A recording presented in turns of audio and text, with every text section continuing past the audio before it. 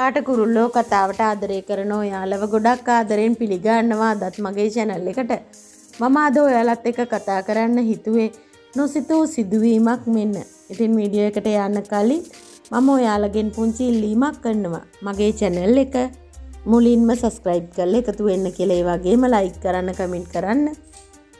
තවත් නොදන්න යාළුවෙකුට දැනගන්න share කරන්න කියලා.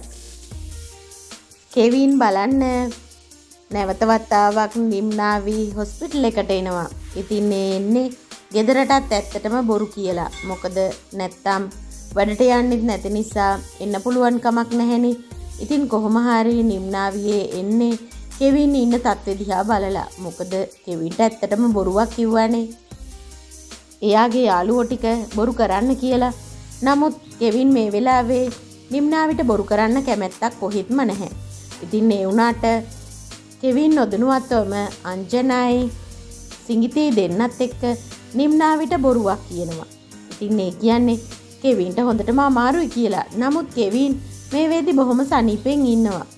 කෙවින් කීයටවත් නිම්නාවිට බොරු කරන්න කොහෙත්ම කැමති නැහැ. මොකද මෙතෙක් කාලයක් බොරු කරලා මොකද නිම්නාවිට මේ වෙනකන් බොරු කරලා ඇතිවෙච්ච සිතක් නැහැ. ඒක එළි වුණාට පස්සේ මහා ප්‍රශ්න ගොඩකට මුහුණ දෙන්න සිද්ධ වුණා. ඉතින් ඒ හින්දා තමයි යාළුවෝ එක කියන්නේ ආපහු නම් කවදාවත්ම නිම්නාවිට තියා කිසිම කෙනෙකුට බොරු කියන්නේ නැහැ කියලා.